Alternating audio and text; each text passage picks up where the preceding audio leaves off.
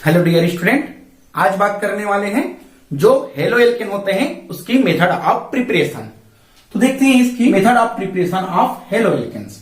देखिए, जो halo alkane है हम लोग अभी तक यही पढ़े हैं कि अगर इस तरह से RX हो या एल्किल हैलाइड है, इसी को जो कि हेलो एल्केन्स कहा जाता है। अब इस तरह से जो हेलो एल्केन्स है, इस हेलो एल्केन की जो मेथड ऑफ प्रिपरेशन की बात करें तो देखिए, हम इस मेथड ऑफ प्रिपरेशन को इस तरह से पढ़ेंगे। फर्स्ट बात कर लेते हैं फ्रॉम एल्कोहल। देखिए, इस तरह से जो एल्कोहल है, इस एल्कोहल से कैसे हेलो एल्केन्स बनता है।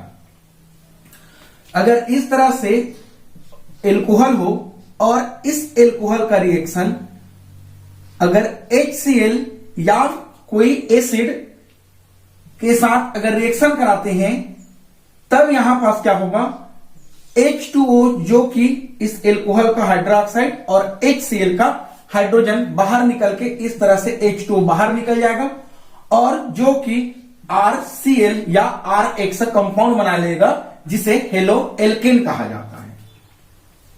अगर इस हेलो एल्केन्स की बात करें, इस तरह से जो एसिड हाइलाइट लगा है, इस एसिड हाइलाइट पर इस तरह से होता है हाइड्रोजन आयोडाइड, हाइड्रोजन ब्रोमाइड और हाइड्रोजन क्लोराइड की बात करें तो इनकी अगर रिएक्टिविटी की बात करें इस तरह से, तो इस पर जो रिएक्टिविटी है हमने पहले भी पढ़ चुके हैं। जो हाइड्रोजन आयोडाइड है उनकी रिएक्टिविटी इस तरह से ज्यादा है।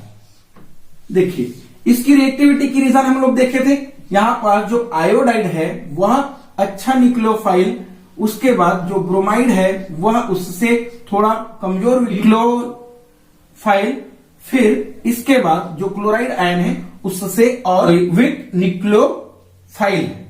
इस तरह से आयोडाइड का रिएक्टिविटी अधिक होता है।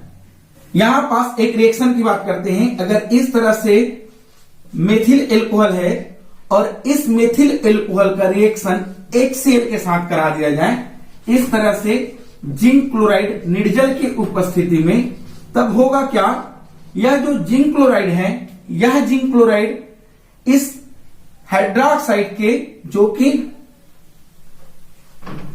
ऑक्सीजन पर लोन पेयर ऑफ इलेक्ट्रॉन होता है और जिंक क्लोराइड जो कि इलेक्ट्रॉन न्यून कंपाउंड होता है।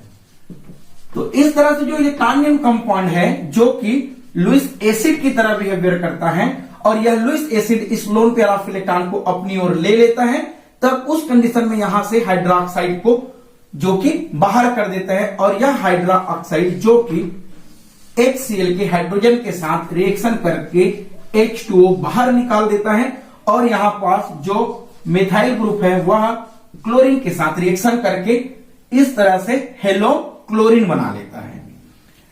इसका नाम जो कि मेथिल क्लोराइड है, जो कि यहां पास हमने जिंक क्लोराइड और HCl दोनों की उपस्थिति में रिएक्शन कराए, तब हमने इस जिंक क्लोराइड और HCl जो रीजेंट बनता है, इस दोनों रीजेंट को लुकास रीजेंट कहा जाता है।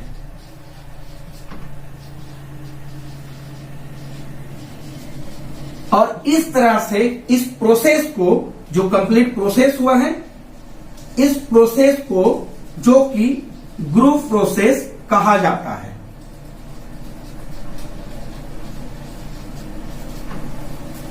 वैसे ही यहां पास अगर बात करें, जो इस तरह से रिएक्शन है, इसमें जो कि 1 डिग्री 2 डिग्री और 3 डिग्री अगर एल्कोहल की बात करें तो हमें पता है इस तरह से जो एल्कोहल होता है, इस एल्कोहल पर जो रिएक्टिविटी होता है वह 3 डिग्री रिएक्टिविटी अधिक होता है एल्कोहल का, उसके बाद 2 डिग्री एल्कोहल का रिएक्टिविटी होता है, उसके बाद 1 डिग्री एल्कोहल का रिएक्टिविटी अधिक होता है। अगर 1 डिग्री एल्कोहल की बात करें, इस तरह से CH3 CH2 और जो एल्कोहल हाइड्रोक्सिल समूह है, इसको अगर जिंक क्लोराइड की उपस्थिति में HCl के साथ रिएक्शन करा दिया जाए, तब उस कंडीशन में यहां से H2O बाहर निकल जाएगा और यह कंपाउंड जो कि CH3 CH2 और Cl जो कि प्रोडक्ट बना लेगा, जो कि यहां पर 1 डिग्री एल्कोहल था। वैसे ही अगर 2 डिग्री एल्कोहल की बात करें तो इस तरह से CH जो कि CH3CH3OH है, इनकी रिएक्शन HCl के साथ कराया जाए जिंक क्लोराइड की उपस्थिति में, तब भी यहां पर जो कि 2 डिग्री हेलो एल्केन्स बना लेगा। यहां से H2O बाहर निकल जाएगा और यह क्लोराइड आयन इस कार्बन के साथ जुड़कर 2 डिग्री बना लेगा। वैसे ही अगर बात करें 3 डिग्री एल्कोहल की, इस तरह से जो 3 डिग्री एल्कोहल है, इस 3 डिग्री एल्कोहल का अगर रिएक्शन कराए तो उस कंडीशन में HCl के साथ कराते हैं, लेकिन जो 3 डिग्री एल्कोहल है इनकी रिएक्टिविटी जो कि अधिक होता है, उस वजह से यहां पास जो जिंक क्लोराइड यूज करने की जरूरत नहीं है। तब यहां पास जो कि प्रोडक्ट बनता है वह इस तरह से प्रोडक्ट बनाता है CH3CH3CH3C, और यहां पास जो कि हाइड्रोक्साइड समूह निकलकर यहां पास क्लोराइड आ जाता है और यहां से जो कि H2O बाहर निकल जाता है। तो इस तरह से एल्कोहल के साथ अगर हाइड्रोक्लोरिक एसिड या एसिड हैलाइड का रिएक्शन करके हम लोग हेलो एल्केन प्राप्त कर सकते हैं। चलिए इस पर जो सेकेंड रिएक्शन है उस सेकेंड रिएक्शन की बात करें। सेकेंड रिएक्शन इस तरह से है कि इनकी रिएक्टिविटी हम लोग अगर देखेंगे तो फ्रॉम हाइड्रोकार्बन के अकॉर्डिंग देखें। अगर हाइड्रोकार्बन की बात करें तो हाइड्रोकार्बन अगर इस तरह से हाइड्रोजन और कार्बन जहां प्रेजेंट हो तब उस तरह से यौगिक को जो कि हाइड्रोकार्बन कहा जाता है। और इस हाइड्रोकार्बन की बात करें तो हाइड्रोकार्बन पे हम लोग जो हाइड्रोकार्बन के द्वारा हेलो एल्केन बनाएंगे उसे इस तरह से पढ़ेंगे। एक तो पढ़ेंगे एल्केन के द्वारा और एक पढ़ेंगे एल्कीन के द्वारा। अगर एल्केन के द्वारा बात करेंगे तो इस एल्केन के द्वारा अगर पढ़ेंगे तो यहां पर जो कि सब्स्टिट्यूशन रिएक्शन होगा। और अगर एल्कीन की बात करें तो एल्कीन यानी कि ऐसा हाइड्रोकार्बन जिसके कार्बन कार्बन के बीच पर डबल बॉन्ड हो, तब इस कंडीशन पर जो एल्कीन की बात करें वहां पर जो कि एडिशन रिएक्शन होगा। और सब्स्टिट्यूशन रिएक्शन की बात करें तो सब्स्टिट्यूशन रिएक्शन पर हमें 2 तरह से कॉन्सेप्ट पढ़ना पड़ेगा। एक है रूल जो कि हाफ में रूल कहा जाता है, और एक रूल पढ़ेंगे जिसे सेडजॉफ रूल कहा जाता है। तो यहां पास इस तरह से हाइड्रोकार्बन के द्वारा जो एल्कीन के द्वारा बनाएंगे, इस हाइड्रोकार्बन के एल्कीन के द्वारा, उसके लिए यहां पास 2 रूल को पढ़ना पड़ेगा। एक है हाफ में रूल और एक है सेडजॉफ रूल। वैसे ही ऐसा हाइड्रोकार्बन जिसके कार्बन कार्बन के बीच में डबल बॉन्ड हो तब उसे जो कि एल्कीन कहा जाता है। और अगर एल्कीन के द्वारा अगर एल्किल हैलाइड बनाया जाए या हेलो एल्केन बनाया जाए तब इस पर 2 तरह से इस पर भी नियम पढ़ेंगे। एक नियम रह जाएगा यहां पास मार्कोनी-कॉफ नियम, और एक रूल पढ़ेंगे यहां पास एंटी मार्कोनी-कॉफ रूल।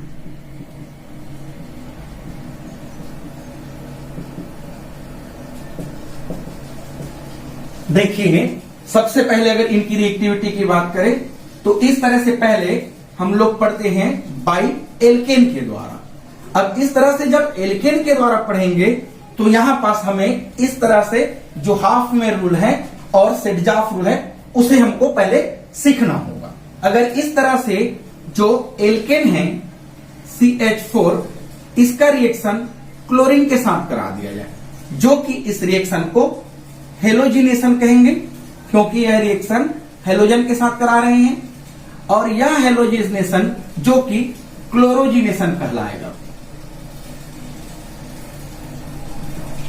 देखिए यहां पास जो मेथिन है इनकी रिएक्शन इस क्लोरीन के साथ कराया जाए, तब यहां से एक क्लोरीन और यहां से एक हाइड्रोजन जो कि HCl बाहर निकल जाएगा, तब यहां पास CH3 और Cl रह जाएगा।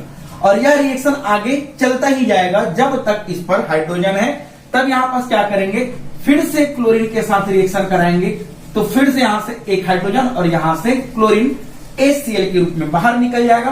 तब इनकी प्रोडक्ट जो कि CH2 और Cl2 रह जाएगा। फिर इनकी रिएक्शन हाइड्रोजन की होने की वजह से क्लोरीन के साथ कर लेगा और यहां से फिर से HCl बाहर निकल जाएगा, तब इनकी प्रोडक्ट जो कि CHCl3 बन जाएगा। उसके बाद इनकी रिएक्शन फिर से अगर क्लोरीन के साथ करें तब फिर से HCl बाहर निकल जाएगा। इस तरह से कार्बन टेट्राक्लोराइड इसकी मेन प्रोडक्ट बन जाएगा। तो यह एक प्रक्रिया चलता ही जाएगा जब तक इस पर हाइड्रोजन है।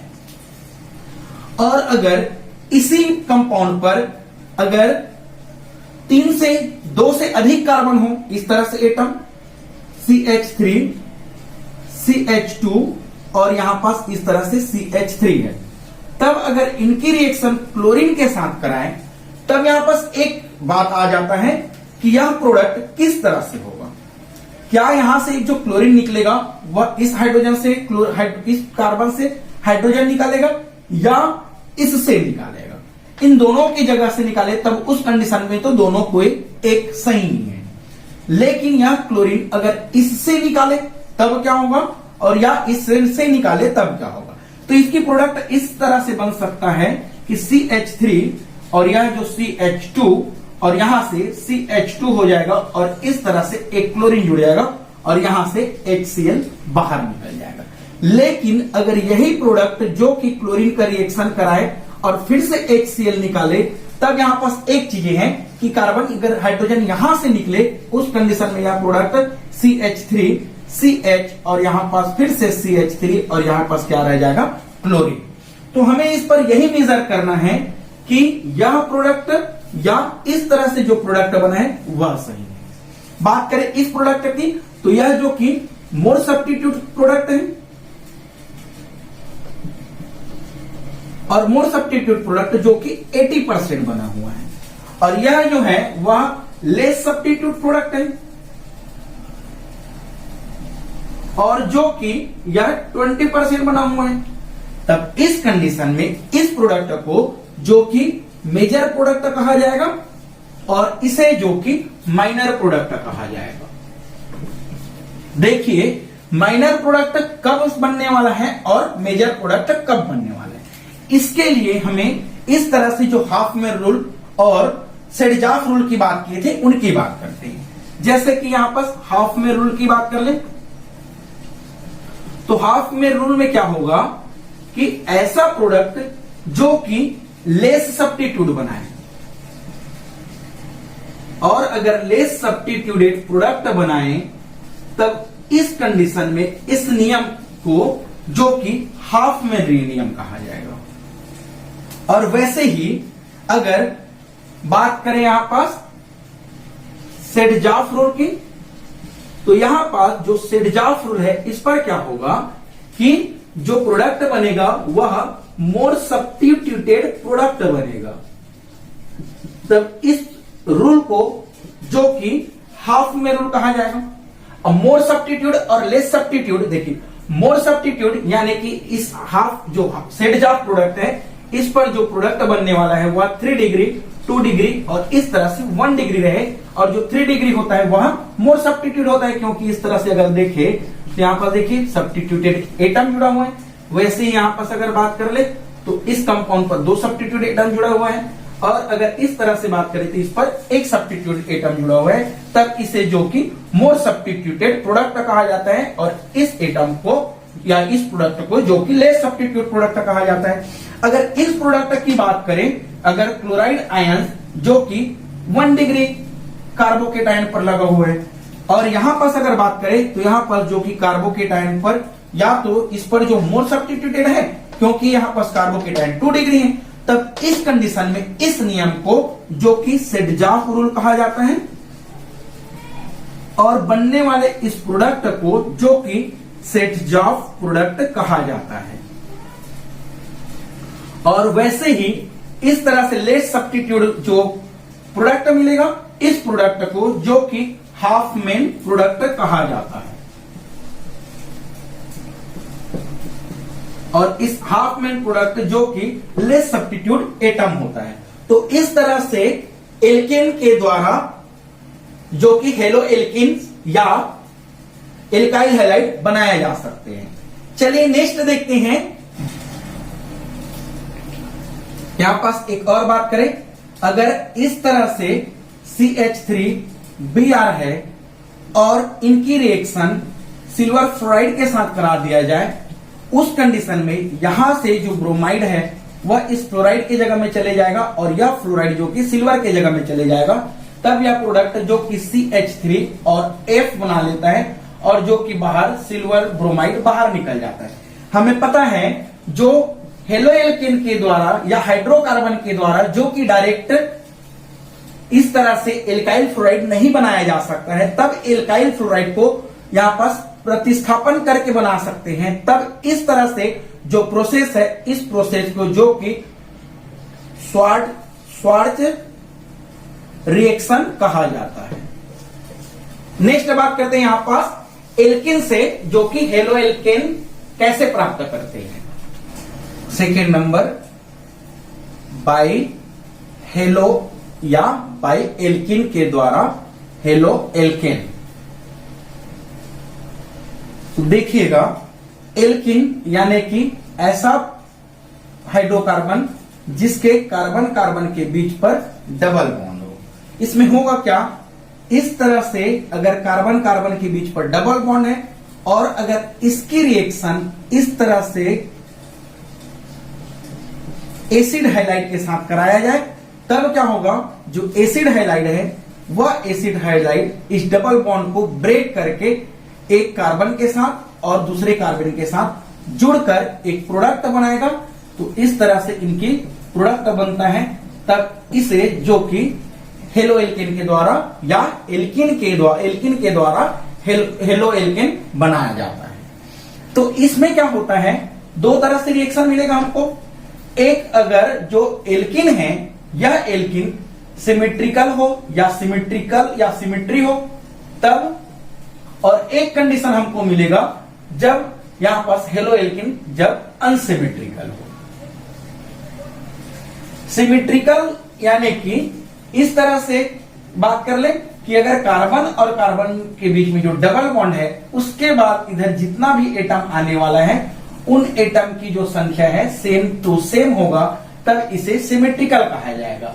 एग्जाम्पल, इस तरह से अगर CH2 डबल बॉन्ड CH2 का रिएक्शन HCl के साथ करा दिया जाए, तब होगा क्या, यह हाइड्रोजन चाहे इस कार्बन पर जुड़े चाहे इस कार्बन पर जुड़े, या फिर यह क्लोरीन चाहे इस कार्बन पर जुड़े या इस कार्बन पर जुड़े, दोनों में जो प्रोडक्ट बनेगा इस तरह से जो कि सेम प्रोडक्ट ही बनेगा, तब इसे जो कि क्या बोला जाएगा, सिमेट्रिकल एल्किन बोलेंगे। लेकिन इस सिमेट्रिकल पर तो कुछ दिक्कत नहीं होने वाला है। होता है कब दिक्कत, जब इस तरह से अनसिमेट्रिकल हाइड्रोकार्बन आ जाए तब होता है। कैसे होगा इस तरह से अनसिमेट्रिकल हाइड्रोकार्बन आने से, जैसे कि इस तरह से अगर CH3 और CH डबल बॉन्ड CH3 है, सॉरी CH2 है, यह जो कि अनसिमेट्रिकल है। देखिए इस डबल बॉन्ड के बाद एक साइड CH3 है, इधर कुछ भी नहीं है, तब यह अनसिमेट्रिकल है। और हमें पता है इस तरह से जो प्रोडक्ट है या इस तरह से जो रिएजेंट है, इसमें जो HCl अगर एटम ले ले, तब यह HCl जो कि इस कार्बन के पास या इस कार्बन के पास जो कि एक कोई क्लोरीन जाएगा और एक हाइड्रोजन जाएगा। लेकिन सिमेट्रिकल में क्या होता था कि कहीं पास भी दोनों कार्बन में या क्लोरीन या हाइड्रोजन कहीं पास जाए, प्रोडक्ट सेम बनता है। लेकिन इस पर नियम दूसरा लग जाता है। कैसे, अगर इस तरह से HCl अगर इसके साथ जाके जुड़े, तब क्या होगा, CH3 और यहां पास CH और यहां पास रह जाएगा, यह क्लोरीन चले जाएगा और यहां पास क्या रह जाएगा, CH3।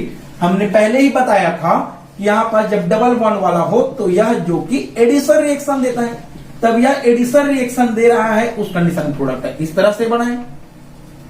और वैसे ही अगर HCl के साथ अगर रिएक्शन करते हैं, तब अगर क्लोरीन इसके जगह में चले जाए, तब यह क्या बना, CH3 CH2 हाइड्रोजन चले गए और यहां पास जो कि CH2 के साथ में यहां पास C है। इस प्रोडक्ट की नाम बोले तो यहां पास 1 2 3 इनका नाम रह जाएगा 2 क्लोरोप्रोपेन। तो इस तरह से दोनों जो प्रोडक्ट है, यह प्रोडक्ट दोनों के दोनों अलग अलग है। तब इसके लिए एक रूल लग जाता है, उस रूल को बोला जाता है मार्कोनिकॉफ रूल और एंटी मार्कोनिकॉफ रूल। देखिए, इसकी अगर डेफिनेशन की बात करें तो डेफिनेशन इस तरह से बोल सकते हैं कि जब कार्बन कार्बन के बीच पर अगर डबल बॉन्ड वाला हो, तब जो जुड़ने वाला इलेक्ट्रोनेगेटिविटी एटम है, वह एटम उस कार्बन एटम पर जुड़ेगा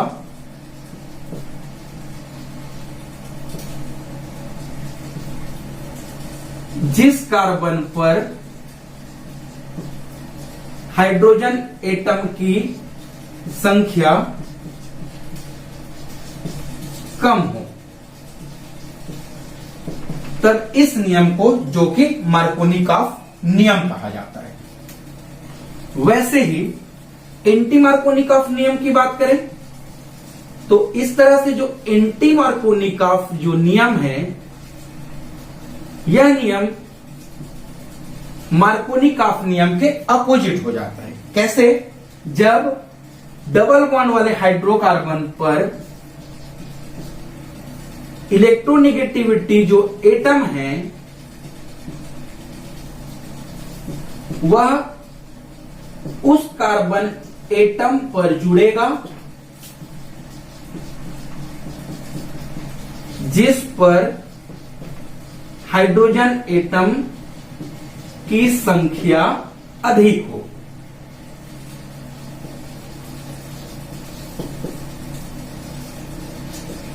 तो इस तरह से इनकी नियम है। मार्कोनिकॉफ नियम में इसकी कंडीशन यह है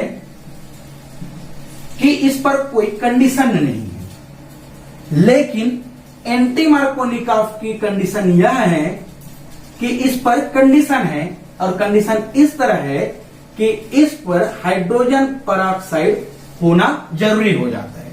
इसीलिए एंटी मार्कोनिकॉफ रूल को, जो कि परऑक्साइड रूल भी कहा जाता है, इस तरह से परऑक्साइड रूल भी कहा जाता है। और इस परऑक्साइड रूल वाले या एंटी मार्कोनिकॉफ को, जो कि खरास रूल भी कहा जाता है। तो देखिए, इस तरह से अगर प्रोडक्ट की बात करें, फाइनली यह प्रोडक्ट या इस तरह से जो प्रोडक्ट है वह सही है। अगर इस तरह से जो डबल बॉन्ड है, इस डबल बॉन्ड पर ही जो HCl है वह रिएक्टिविटी होगा, लेकिन इस पर जो एटम इलेक्ट्रोनेगेटिविटी जो कि क्लोरीन है, तब यह क्लोरीन इन दोनों कार्बन का किस पर आएगा? क्या यहां पास हाइड्रोजन परऑक्साइड है? और अगर हाइड्रोजन परऑक्साइड नहीं है तो यहां पास रूल कौन सा लगेगा? मार्कोनिकॉफ। और मार्कोनिकॉफ क्या बोलता है? अगर इस तरह से एल्केन की जो डबल बॉन्ड वाले कार्बन है, तो उस कार्बन में जो जुड़ने वाला एटम है, इस तरह से इलेक्ट्रोनेगेटिविटी वाला एटम उस कार्बन में जुड़ेगा जिस कार्बन में हाइड्रोजन की संख्या कमी हो। तो इन दोनों में हाइड्रोजन की संख्या यहां पास कमी है, तब यह क्लोरीन एटम इनके पास जुड़ गया, इस तरह से क्लोरीन एटम इसके पास जुड़ गए और यहां पास हाइड्रोजन जुड़ गए। तो यहां पर देखिए, इस प्रोडक्ट में जो कि CH3CH, इस CH में क्लोरीन एटम आके जुड़ गया क्योंकि हाइड्रोजन की संख्या इस पर कम था। तो इस तरह से रूल में अच्छा, और जहां पर जो हाइड्रोजन था वह हाइड्रोजन इस CH2 में जुड़कर CH3 हो गया।